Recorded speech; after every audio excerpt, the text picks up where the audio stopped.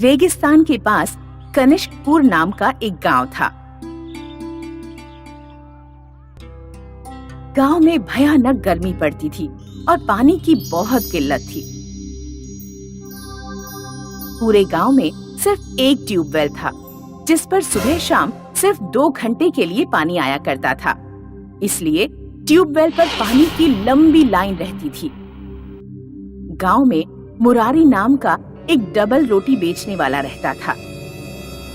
उसे सुबह सुबह गांव में डबल रोटी बेचने जाना होता था, इसलिए वह ट्यूबवेल पर हमेशा देरी से पहुंचता और उसे लंबी लाइन के सबसे आखिर में लगना पड़ता।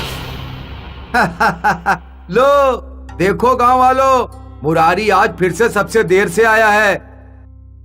इसका नंबर आने तक ट्यूबवेल में पानी आना भी बंद हो जाएगा। एक दिन गांव में कहीं दूर से चलता हुआ एक बूढ़ा आदमी आया। उसके सफेद बाल और चेहरे की झुर्रियां बता रही थी कि उसकी उम्र 100 से ऊपर है। बूढ़ा आदमी पसीने से तरबतर और गर्मी से बेहाल था। उसने ट्यूबवेल पर लाइन में खड़े लोगों को देखा। गांव का एक आदमी ट्यूबवेल से मटका भरकर ला रहा था। बूढ़े आदमी ने उससे पानी मांगा। बेटा, जरा 2 घूंट पानी पिला दोगे? बहुत प्यास लग रही है। नहीं बाबा, मैं सुबह 4 बजे से लाइन में लगा हूँ। बड़ी मुश्किल से पानी मिल पाया है। मेरे घर पर सब प्यासे हैं। बूढ़े आदमी ने दूसरे आदमी से पानी मांगा। उसने भी पानी देने से इनकार कर दिया। जितने भी लोग ट्यूबवेल से पानी का मटका भरकर लाते, बूढ़ा आदमी उनसे पानी मांगता, लेकिन सभी ने बूढ़े आदमी को पानी की किल्लत के बारे में बताया और पानी देने से इनकार कर दिया। मुरारी की हमेशा की तरह सबसे अंत में ट्यूबवेल पर पानी भरने की बारी आई। मुरारी का मटका 1/3 ही भर पाया कि तभी ट्यूबवेल का पानी चला गया।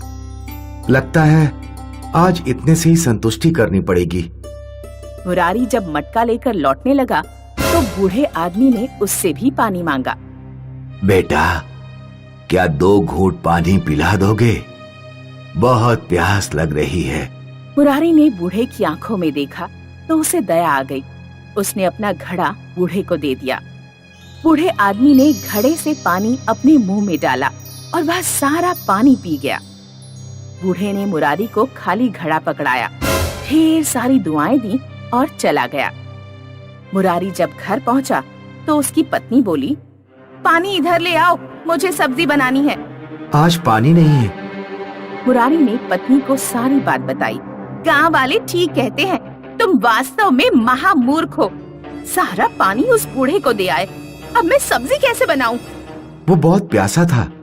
अगर मैं उसे पानी नहीं देता तो मैं खुद को माफ नहीं कर पाता। आज सब्जी रहने दो, सलाद खाकर ही काम चला लेंगे। अगले दिन मुरारी मटका लेकर ट्यूबवेल पहुंचा। सब लोग पानी लेकर जा चुके थे। मुरारी ने हमेशा की तरह सबसे अंत में पानी भरा। मुरारी के मटके में ट्यूबवेल से पानी की जगह सोना गिरने लगा। उसका पूरा मटका सोने से भर गया।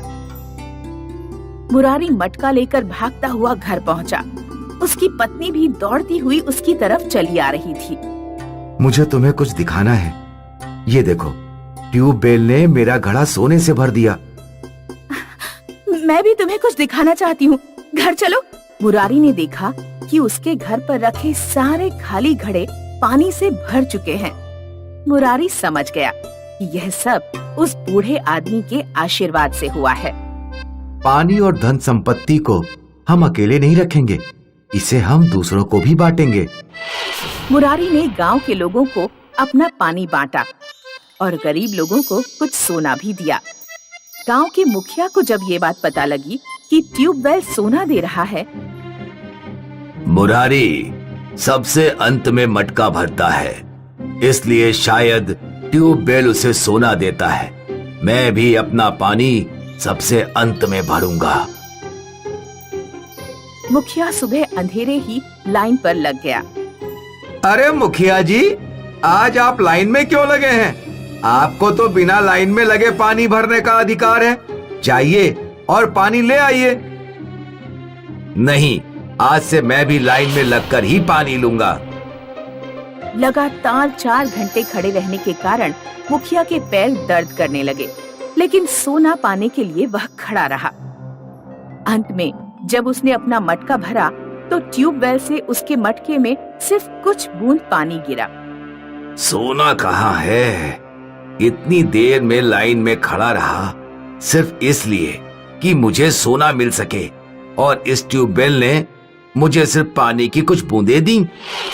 लगता है ट्यूबवेल में कोई जादू नहीं, जादू जरूर मुरारी के मटके में होगा। मुखिया मुरारी के घर गया और मुरारी से बोला, अरे मुरारी भाई, सब ठीक ठाक तो है? हाँ चाचा, आपकी दुआ से सब कुछ अच्छा है। मुझे जरा कुछ देर के लिए वो मटका दे दोगे जिसमें तुम ट्यूबवेल से पानी भर कर लाते हो? हाँ हाँ चाचा, क्यों नहीं। निर्मला, जरा मटका ले आना। मुखिया इस बार मुरारी का मटका लेकर ट्यूबवेल पर पहुंचा।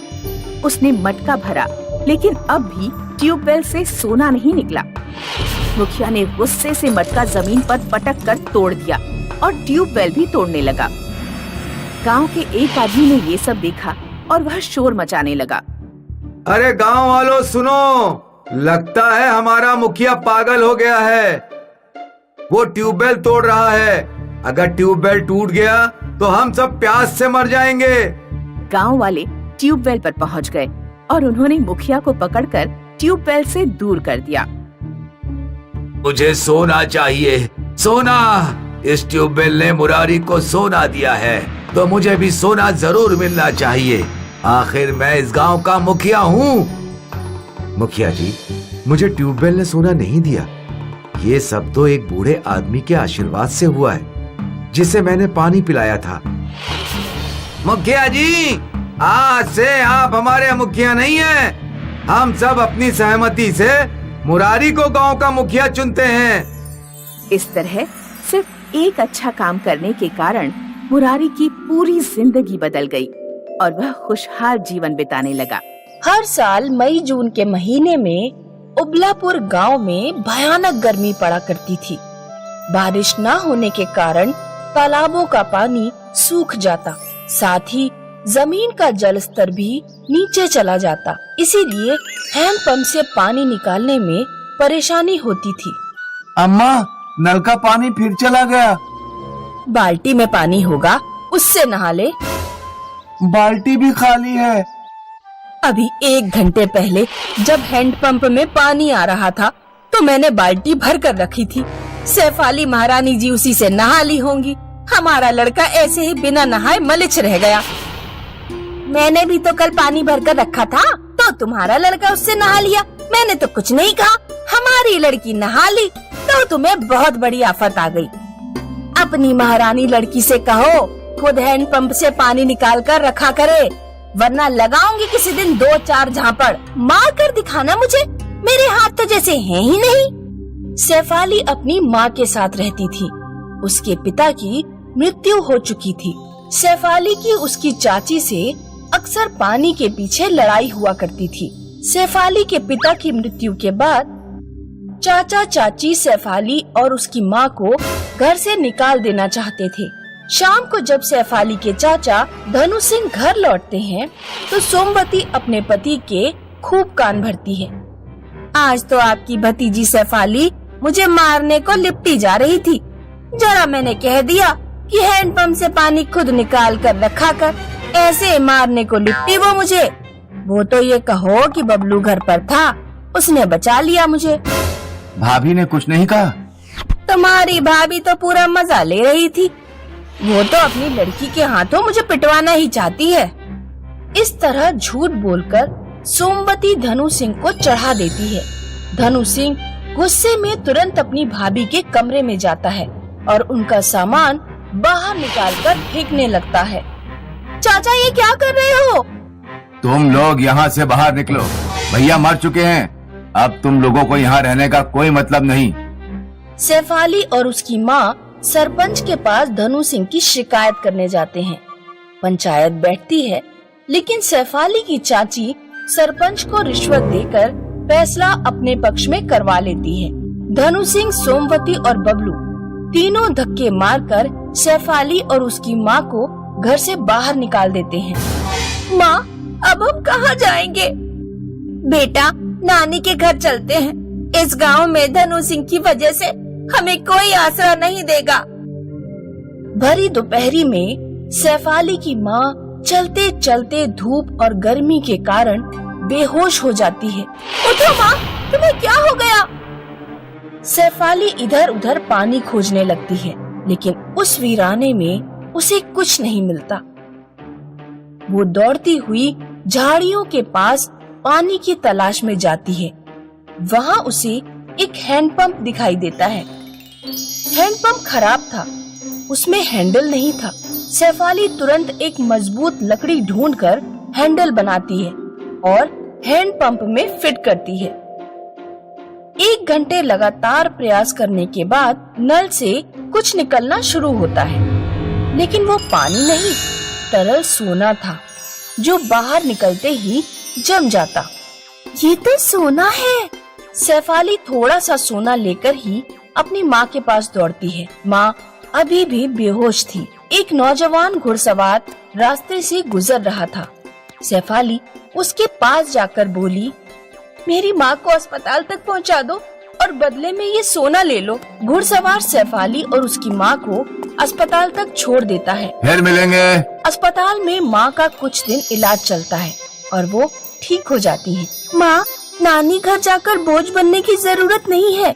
सोना देने वाले हैंडपंप के पास ही हम झोपड़ी डाल लेंगे और वहीं रहेंगे। सैफाली और उसकी माँ हैंडपंप से जरूरत के मुताबिक सोना निकालकर बेच देते हैं और झोपड़ी बनाकर जरूरत का सामान खरीद लेते हैं। घुड़सवार जब भी रास्ते से गुजरता तो सैफाली से मिलकर जाता।